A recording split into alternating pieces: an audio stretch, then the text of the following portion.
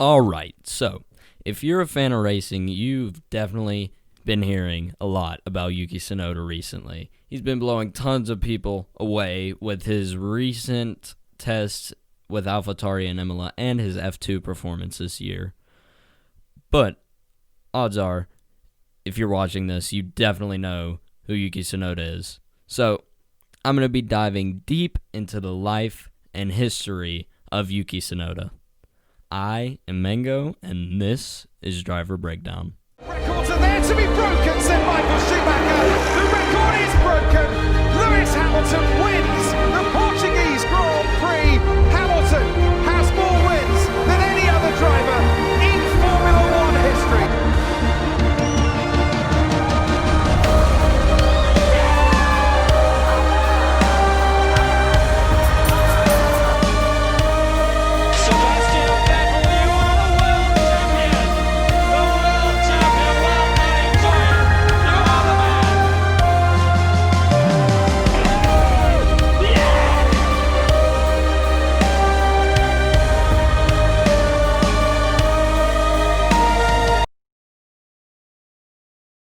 A great place to start would be his birth. So, Tsunoda was born on May 11th in 2000 in Kanagawa, Japan. Don't knock me if I'm getting that completely wrong. I'm definitely not Japanese. I'm sorry. So, Yuki got his first ever taste of racing at the Nakai circuit in Nakai, Japan, when he was just 4 years old. He said him and his family would watch races from the highway. This is also where he would race his first ever time in karts. 2009 is when he would race his first ever documented season in competitive racing. So he placed third in the East Japan Junior Expert class, his first ever time racing in karts competitively. The very next year, he would go on to make his way into multiple karting series all around Japan.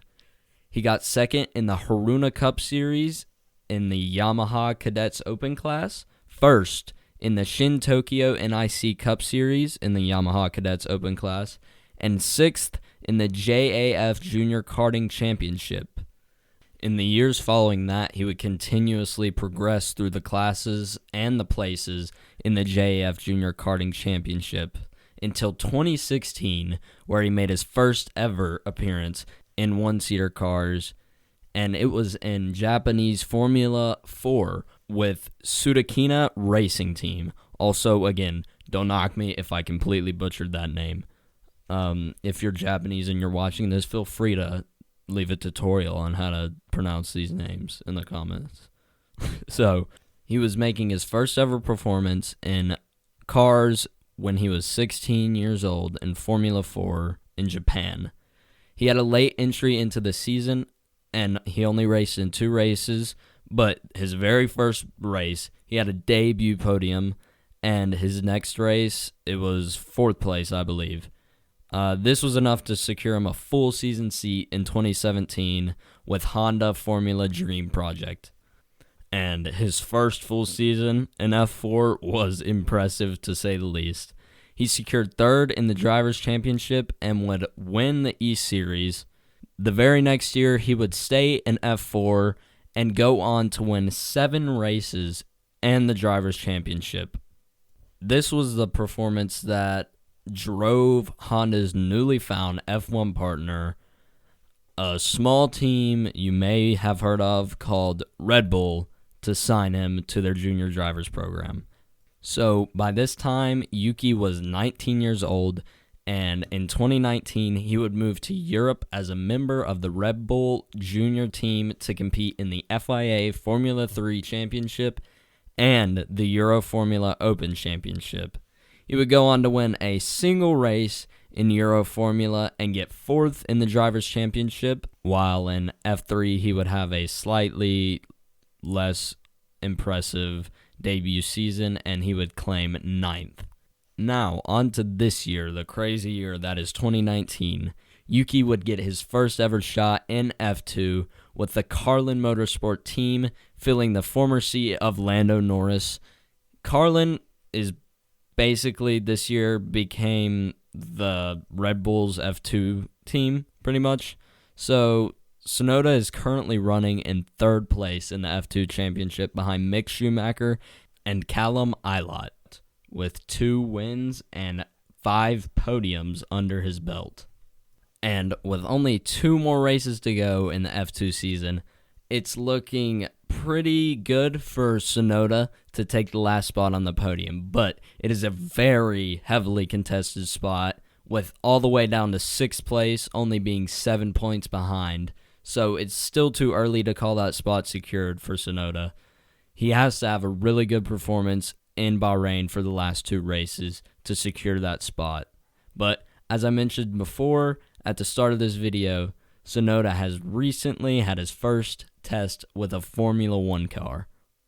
I believe it was on November 4th that he had a test with AlphaTauri in Imola, and let me say, I guess it went quite well.